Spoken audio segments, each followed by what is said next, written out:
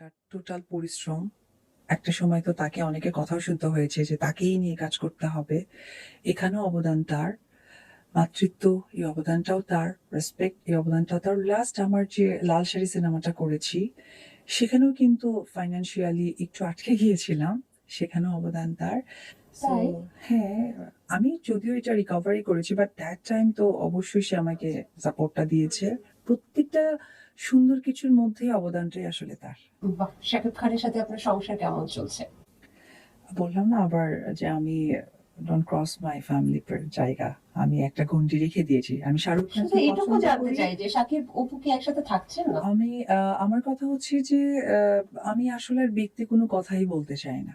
এখন আমাকে এই যে আমি এমন এত সুন্দর করে সেজে এসেছি, এত সুন্দর ড্রেস পরেছি, একজন চিত্রনায়িকা, তাই না? তো এটা যেমন দেখতে স্ক্রিনে খুব ভালো লাগছে, তেমন আমার মনে হয় যে আমার প্রফেশনটাই দর্শকদের কাছে গেলে আমার মনে হয় ভালো লাগাটা দ্বিগুণ হবে। আমরা যে কল রেকর্ডটা শুনেছি তাহলে ওটা যদি সত্যি হয় তাহলে কি অপু বিশ্বাস নতুন ভাবে জীবন শুরু করছে? অপু বিশ্বাস কি মুভ অন করছে? অনেক প্রশ্ন কিন্তু চলে আসে। নাকি অপু বিশ্বাস জয়ের কোনো ভাই বোন নিয়ে আসছে? এটাও কিন্তু আমরা শুনেছি। কোনটা সত্য? এই বিষয়গুলো নিয়ে আমার ওইরকম কোনো নাই, মাথা ব্যথাই নেই। বা ওইটা নিয়ে আমি আসলে খুব একটা কথা বাড়াতেও চাই না। আমি নিজেও জানতে চাই না, আমি জানাতেও চাই না। ঠিক আছে, আমরা বাদ দিলাম। তবে আমরা শুনেছি গোপন সূত্রের খবর, গুঞ্জন। গুঞ্জন শুনেছি অপু বিশ্বাস নাকি প্রেমে পড়েছে। না, বললাম না এটা একটা ম্যাচুরিটির ব্যাপার। প্রেম-টেমের তো একটা সীমা থাকে। আর আমি বিগত দিনগুলো তো আপনি দেখেছেন যে আমি হয়তোবা ওরকমই একজন আর্টিস্ট।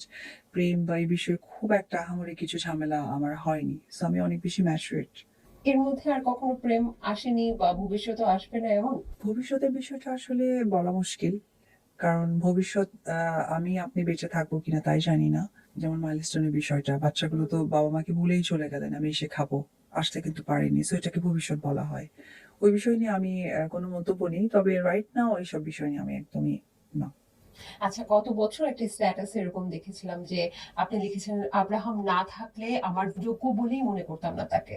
এটা একটা পত্রিকা ছিল, অনলাইন পোর্টাল। এটা ওরা আসলে ভুল অভিব্যক্তি করেছিল। আমি ওটা বলিনি। আমি যেটা বোঝাতে চেয়েছি এই প্রোগ্রামের মাধ্যমে বলেই, আমি বলেছিলাম যে আমি কিছু মানুষকে যেমন স্পেস দিয়ে যাই, কাউকে স্পেস দিয়ে যাই, সেটা শুধুমাত্র আমার ছেলের কথা চিন্তা করে। হুম? সেটা অবশ্যই শাকিব খান বা আমার ছেলের বাবা নয়। তাকে আমি অনেক রেসপেক্ট করি। আমি বলছি মানুষকে ওই যোগ্যতার জায়গাটাই দিয়ে যাই, কারণ আমার ছেলে আছে। কারণ আমি চাই না যে বিতর্ক আরো সৃষ্টি হোক। এটা আসলে মানে ওয়ার্ডটাকে নিয়ে অনেক কিছু বানিয়ে ফেলেছে সারমর্ম। মানে আছে ওটা কলিকাতাও বানিয়েছে, কক্সবাজার বানিয়েছে, কমলাপুরও বানিয়েছে। ওয়ার্ডটা পেয়েছে শুধু অপু বিশ্বাসকে দেখা যায় ঘন ঘন ব্রাইডাল শুট করতে। আচ্ছা, আপনি জীবনে কতবার ব্রাইডাল হয়েছে? এটাও খুব সুন্দর একটা কথা। আসলে আমার পার্লার শুট অনেক করা হয়, আমি জানি না। অনেক হবে, অসংখ্য হবে। এমন কোন কালার আছে যে এখনো পরেন নাই? না। শাড়ি, লেহেঙ্গা, তারপর হচ্ছে হিন্দু ব্রাইড, মুসলিম ব্রাইড, কি বাকি আছে আমাকে বলুন। এনগেজমেন্টের শুট হোয়াইট কালার করা হয়, অনেক করেছি আসলে, বাকি আনুমানিক নেই। 3000? ওইভাবে গুনে দেখিনি আপু, তবে অনেক করা হয়েছে। বাহ! সামনে আরো বেশ কিছু ব্রাইডাল শুট আছে। Apu Biswas always bold. কিন্তু বিয়ের দিন অপু বিশ্বাস কিভাবে সেজেছিল? কিছুই করেনি।